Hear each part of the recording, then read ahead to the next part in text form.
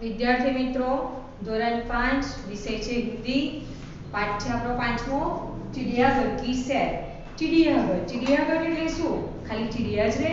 चिड़ियाનું ઘર ના, चिड़ियाघर એટલે દરેક જાતના પશુ પંખી જ્યાં રહેતા હોય એ જગ્યાને કહેવાય चिड़ियाघर। આપણે ગુજરાતીમાં પ્રાણી સંગ્રહાલય કહીએ તે પ્રાણી સંગ્રહાલયની સૈર એટલે કે ત્યાં પ્રાણી સંગ્રહાલયમાં જઈએ ફરવા એનો આ પાઠ છે।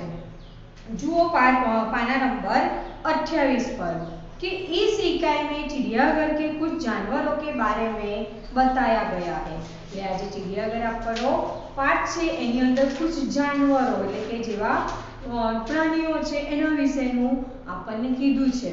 તો જુઓ, कल गीता अपने दादाजी के साथ चिड़ियाघर गई थी। उसने देखा कि शेर चित्र છે पर चित्रनी जगह पर આપણે એનું નામ બોલવાનું। शेर के पिंजरे के पास बहुत भीड़ थी। शेर गरजा तो सब डरकर पीछे हट गए। सामने लोग बंदर को मूंगफली और केले खिला रहे थे। એટલે જે ગીતા છે તો ગીતા એના દાદાજીની સાથ ક્યાં જાય છે? चिड़ियाघर। અહીંયા લખ્યું છે वह जगह जहां पशु पंखी रहते हैं देखने के लिए रखे जाते हैं। तो ए चिड़ियाघરમાં गीता અને એના દાદાજી બેવ સાથે જાય છે। તો એ જુએ છે કે જે શેર છે એટલે કે સિંહ છે તે સિંહના પિંજરાની આગળ બધા ઊભા છે। પણ જે રીતના સિંહ ગરજ્યો એટલે કે એને ગર્જના કરી તરત જ બધા જે લોકો ઊભા હતા એના પિંજરાની પાસે બધા ડરીને પાછળ હટી ગયા અને એની સામે બીજો એક હતો બંદર એટલે કે વાંદરો હતો। એને બધા મગફળી અને કેળા खवड़ावी रहा था। दादाजी ने कहा, देखो वह लिखा है चिड़ियाघर के जानवरों को खाना देना मना है। गीता बोल उठी, दादाजी वो देखिए काले मुंह का बंदर। શું થાય છે? દાદાજી એને કહે છે કે देखो वह क्या लिखा है देखो એટલે કે પેલું શું લખ્યું છે જો શું લખ્યું છે કે અહીંયા જે ચિડિયાઘરના જે બધા જાનવરો છે એ જાનવરોને કોઈ ખાવાનું આપવું નહીં, ખાવા આપવું મનાઈ છે એવું લખેલું છે। તો પછી ગીતા બોલે છે કે वो देखिए जो वो देखिए એટલે કે તે देखो जो કાળું મોં વાળો બંદર કેવું છે એનું મોં કાળું છે। दादाजी हंस पड़े और बोले बिटिया वह लंगूर है। लंगूर यानी एक विशेष प्रकार का प्राणी जिसका मुंह काला और पूंछ लंबी होती है। तो ए हतुं शुं हतुं? काळा मों वाळो बंदर हतो એટલે કે लंगूर था।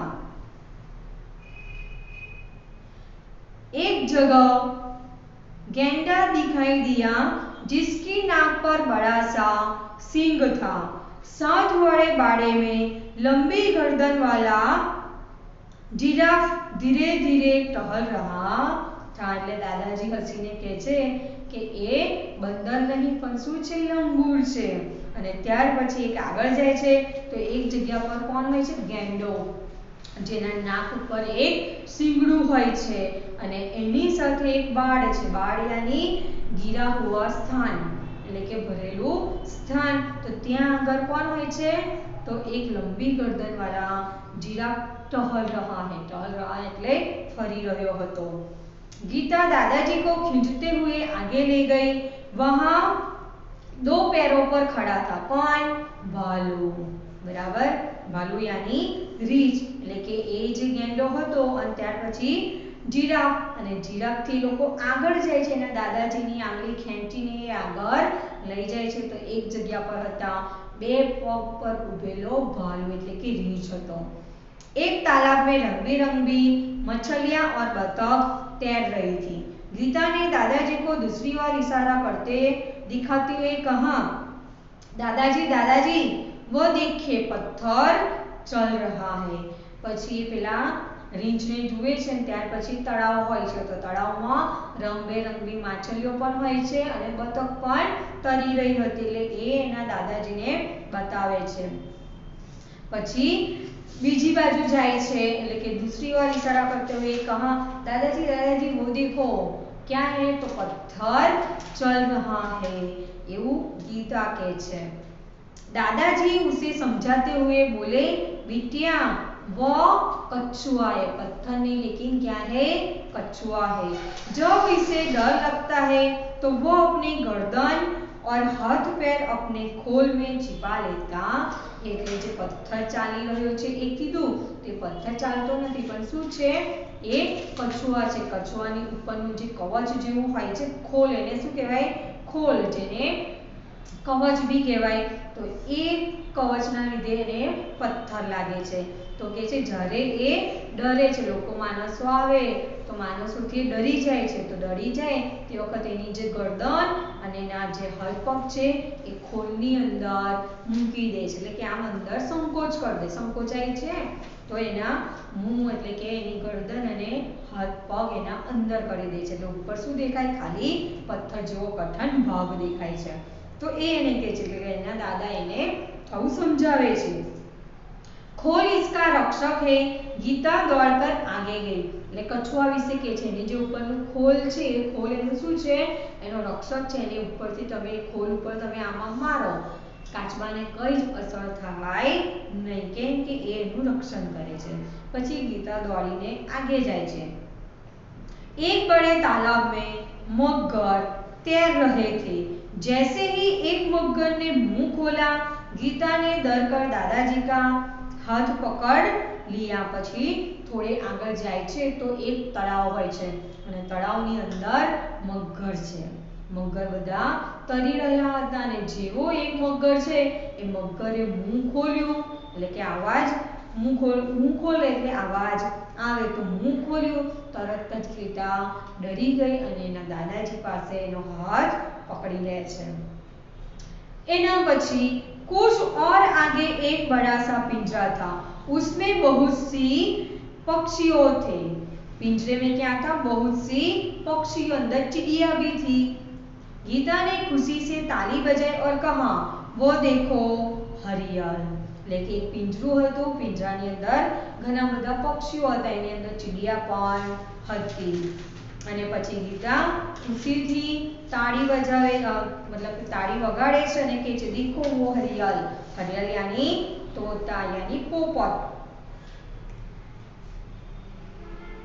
वो देखो हरियल।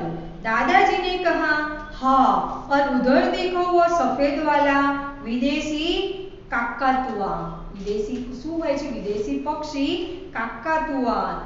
વિદેશી કાકાતુઆ है, इसे कातुआ कहते हैं। गुजरातीમાં કાકાતુઆ કહે ને હિન્દીમાં કાતુઆ કહેते हैं, એટલે કે કાકા કૌવા। એટલે પેલા પોપટને જુએ છે અને ત્યાંથી પછી આગળ જાય છે તો સફેદ પક્ષી છે, એટલે કે વિદેશી પક્ષી છે, વિદેશમાંથી આવ્યું હોય એવું પક્ષી જેનું નામ છે કાકા કૌવા। गीता चहकर बोली, दादाजी कुछ चिड़िया तो हमारे घर के पास भी दिखाई देती है, जैसे पिछले साल पिकनिक पर हमने बाग में नाचता हुआ मोर भी देखा था।